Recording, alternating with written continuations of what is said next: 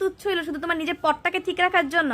মানে তুমি এই 5 বছরে রাজনীতি কিছু বুঝো আর না বুঝো, কিভাবে তোমার নেত্রীর মতো তোমার পদটাকে আইকা দিয়ে একদম শক্ত করে বসা যায় সেটা তুমি ঠিকই বুঝতে পারছো। একটা কথা ছিল যে নড়াইলবাসীর কাছে কি জবাব দিবা, নড়াইলবাসী হচ্ছে নিরপেক্ষতার জন্য বা নিরপেক্ষভাবে কাজ করবে সেজন্যই বসাইছে।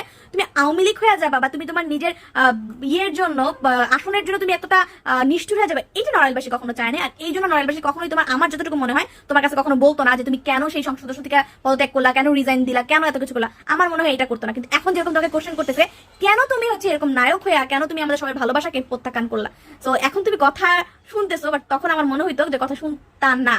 আর হচ্ছে তোমার কিন্তু চরিত্র দুইটা, একটা চরিত্র হচ্ছে তুমি এখন ক্রিকেট খেলোয়াড়, আর একটা চরিত্র হচ্ছে তুমি সংসদ সদস্য।